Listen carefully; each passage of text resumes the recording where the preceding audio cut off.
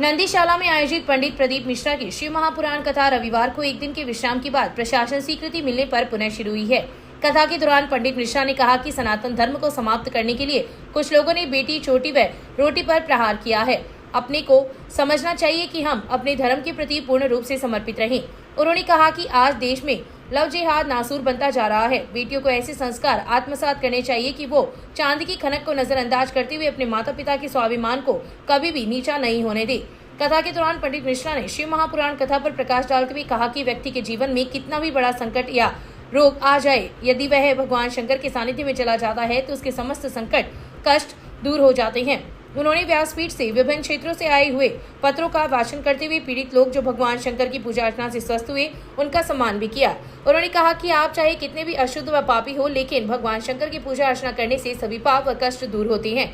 आयोजक दिनेश लाहौटी, पूर्व विधायक अभिनेश महर्षि सहित आयोजक परिवार के सदस्यों ने व्यासपीठ की पूजा अर्चना की। कथा स्थल पर शहर सहित विभिन्न क्षेत्रों से 35,000 से अधिक श्रद्धालु उपस्थित रहकर पंडित मिश्रा की कथा का श्रवण किया।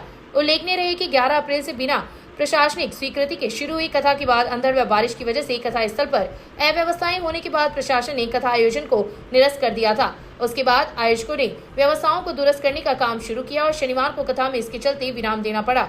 व्यवस्थाएं दुरुस्त करने के बाद आयोजन समिति ने पुनः प्रशासन के समक्ष अनुमति के लिए प्रार्थना पत्र दिया। प्रार्थना पत्र मिलने के बाद एसडीएम ने विभिन्न विभागों को कथा स्थल पर सुविधाओं की रिपोर्ट प्रस्तुत करने के निर्देश दिए। विभागों से रिपोर्ट मिलने के बाद प्रशासन ने आयोजक एवं पूर्व विधायक महर्षि द्वारा प्रमाणित शपथ पत्र लेने के बाद 19 बिंदुओं में विभिन्न निर्देशों का उल्लेख करते हुए कथा के आयोजन के लिए अनुमति आदेश जारी किया तथा तहसीलदार सज्जन कुमार लाटा को एरिया मजिस्ट्रेट नियुक्त करते हुए विभिन्न विभागों को व्यवस्थाएं सुचारू रखने के निर्देश दिए। वहीं आयोजनकर्ताओं को अनुमति में स्पष्ट निर्देश दिए हैं कि आयोजन के तहत किसी भी प्रकार की व्यवस्था हुई तो स्वीकृति को निरस्त समझा जाएगा। शहर की टैगोर शिक्षण संस्थान में रविवार को टैगोर टैलेंट सर्च एग्जाम का आयोजन हुआ, जिसमें क्षेत्र के 1002 विद्यार्थियों ने आवेदन किया था तथा 845 परीक्षार्थियों ने एग्जाम में भाग लिया। परीक्षा शांतिपूर्ण तरीके से सुबह 8:30 से 11 बजे तक संपन्न हुई। परीक्षा केंद्र पर सभी आवश्यक व्यवस्थाएं सुनिश्चित की गई तथा परीक्षा के सफल संचालन में संस्था के प्रधानाचार्य धर्मेंद्र कलाल की प्रमुख भूमिका रही। स्कूल स्टाफ के सदस्यों ने परीक्षा की पूर्व तैयारी को लेकर समापन तक जिम्मेदारी पूर्वक योगदान दिया। संस्था के निदेशक ओम प्रकाश नैन व सचिव यशोदा शर्मा ने परीक्षा की सफलता पर प्रसन्नता प्रकट करते हुए समस्त सहयोगियों, शिक्षकों, विद्यार्थियों एवं अभिभावकों का आभार प्रकट किया। उन्होंने कहा कि टैगोर टैलेंट सर्च एक ऐसा मंच है जो ग्रामीण व शहरी विद्यार्थियों की छिपी हुई प्रतिभा को सामने लाने का कार्य कर रहा है।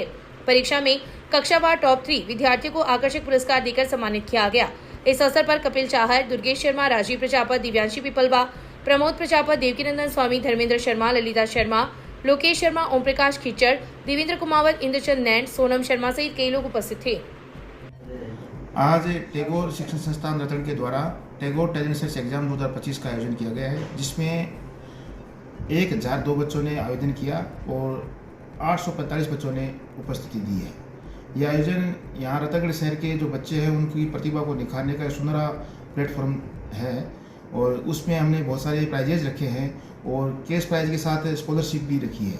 तो जो भी बच्चे इस जो एग्ज़ाम में अपीयर हुए हैं उनके लिए ये रहेगा कि जो बच्चा टॉपर रहता है क्लास वाइज, जैसे क्लास 8 के लिए अपीयरिंग स्टूडेंट है, 9th अपीयरिंग स्टूडेंट है या 10th अपीयरिंग स्टूडेंट है, 11th अपीयरिंग स्टूडेंट है, तो अलग अलग कक्षाओं के लिए हमने ये किया है कि जो बच्चा टॉपर रहेगा उनको 31,000 प्लस लैपटॉप, जो सेकंड पोजीशन रहेगा उसको 21,000 प्लस टैबलेट और जो थर्ड पोजीशन रहेगा उसको 11,000 प्लस स्मार्ट वॉच। और इसके अलावा बहुत सारी स्कॉलरशिप हमने जो बच्चे प्रतिभावान बच्चे हैं उनको निखारने के लिए हमने रखी है।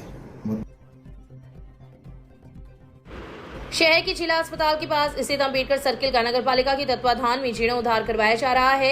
स्टेचू सर्किल के पास बाउंड्री बनवाकर प्रतिमा को पुनः स्थापित किया जाएगा, जिस पर 5 लाख रुपए खर्च होंगे। सर्किल के चल रहे निर्माण कार्य का रविवार की दोपहर कांग्रेस नेता हेमंत सारस्वत ने पार्षदों के साथ निरीक्षण कर आवश्यक दिशा निर्देश दिए। इस दौरान सारस्वत ने बताया कि सर्किल का रविवार देर रात तक कार्य बाबा साहेब की प्रतिमा को स्थापित किया जाएगा ताकि सोमवार को जयंती के अवसर पर कार्यक्रम का आयोजन किया जा सके और तथा उसके पश्चात शेष रहे कार्य को आगामी 1-2 दिनों से शुरू कर पूर्ण किया जाए, जिसके अंतर्गत अम्बेडकर सर्किल का जीर्णोद्धार, बाउंड्री बनाकर उस पर पत्थर लगाने व सीढ़ियां बनाने जैसा कार्य किया जा रहा है।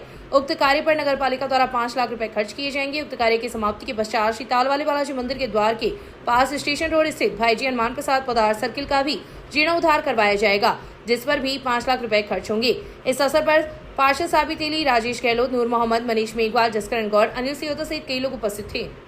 यहाँ पर जीर्णोद्धार का कार्य चल रहा है, नगर पालिका द्वारा कराया जा रहा है। यहाँ पर जीर्णोद्धार बाबा साहब भीमराव अम्बेडकर की कल जयंती है, उसके पूर्व ही यहाँ पर जीर्णोद्धार करके यहाँ पे साफ सफाई वगैरह सुरक्षित व्यवस्था करके मूर्ति के इर्द गिर्द काफी गंदगियाँ रहती थी, इसलिए सभी लोगों की जन भावना थी कि बाबा साहब भीमराव अम्बेडकर की मूर्ति के आसपास गंदगी नहीं रहे, स्वच्छता रहे, सुंदर से बने, इसलिए यहाँ पर इसका सौंदर्यीकरण और जीर्णोद्धार का कार्य यहाँ पर नगर पालिका द्वारा कराया जा रहा है। लगभग 5 लाख रुपए के आसपास है। ये हमारी कोशिश है आज रात तक पूरा कंप्लीट कर दें, ताकि कल अम्बेडकर जयंती के अवसर पर जो यहाँ पे आते हैं श्रद्धालु, उन सबको यहाँ पर सुव्यवस्थित। राष्ट्रीय सांसी समाज के अध्यक्ष जयराज भाट प्रदेश के 14 दिवसीय दौरे पर हैं, जिसके अंतर्गत रविवार को वे रतनगढ़ पहुंचे। प्रथम बार क्षेत्र के दौरे पर आए राष्ट्रीय अध्यक्ष का सांसी बस्ती स्थित बाबा रामदेव मंदिर में प्रदेश अध्यक्ष गुलाबचंद सांसी के नेतृत्व में अभिनंदन किया गया। इस अवसर पर जयराज ने कहा कि वंचित समाज को एकजुट कर शिक्षा के क्षेत्र में सांसी समाज को बढ़ाने तथा समाज में फैली कुरीतियों को त्याग कर हम सबको आगे बढ़ना चाहिए। इसके पश्चात वह तहसील एवं सुजानगढ़ के विभिन्न गाँवों में पहुंचकर समाज के लोगों ने संपर्क किया। इस दौरान भाट ने राष्ट्रीय कार्यकारिणी का विस्तार करते हुए प्रदेश संरक्षक पद पर प्रेमचंद बिदावत, जिला संरक्षक गंगाराम मालावत, सालासर प्रधान भंवरलाल प्रजापत, मलसीसर प्रधान जगदीश प्रसाद मालावत, महिला विंग की जिला सचिव पद पर मंजू देवी बिदावत को नियुक्त किया है। इस अवसर पर किशनलाल सांसी, शिवकरण सांसी, धर्मचंद सांसी, महिपाल सिंह सांसी, दलीप सांसी, मोहनलाल सांसी, सोहनलाल सांसी, भीवाराम सांसी सहित काफी संख्या में लोग उपस्थित थे। शहर की वार्ड संख्या 22 में गोगामेड़ी के पास स्थित एक बंद मकान की ताली तोड़कर चोरों ने चोरी कर ली। घटना का पता रविवार सुबह चला, जब मकान मालिक घर पहुंची। सूचना पर पुलिस मौके पर पहुंची तथा घटनास्थल का जायजा लिया। मिली जानकारी के अनुसार शहर की वार्ड संख्या 22 में स्वर्गीय भवरू खां का मकान है। भवरू खां की पत्नी जैतून बानो सोमवार को मकान बंद कर अपनी बेटी सानिया के साथ पीहर जसवंतगढ़ गई थी तथा बेटा विदेश गया हुआ है। अज्ञात चोरों ने बीती रात मुख्य गेट का ताला तोड़कर अंदर प्रवेश किया तथा हजारों रुपए की नकदी एवं आभूषणों की चोरी कर ली। घटना के बाद मौके पर लोगों की भीड़ लग गई तथा पुलिस को सूचना दी, जिस पर सब इंस्पेक्टर सुभाष चंद्र मेहजाप्ता मौके पर पहुंची तथा घटना की जानकारी ली। शिवहर जिले की तारानगर थाने में ग्रामीण क्षेत्र की 14 वर्षीय बालिका से माता पिता की गैर मौजूदगी में दुष्कर्म करने का मामला सामने आया है। नाबालिग के पिता की रिपोर्ट पर तारानगर थाने में मामला दर्ज हुआ है। तारानगर पुलिस ने बताया कि ग्रामीण क्षेत्र की 14 वर्षीय नाबालिग बालिका के पिता ने रिपोर्ट दी है कि वह मजदूरी का कार्य कर रहा है। वह रिश्तेदारी में बाहर गए हुए थे। इसी दौरान उसकी पुत्री 14 वर्षीय घर पर अकेली थी।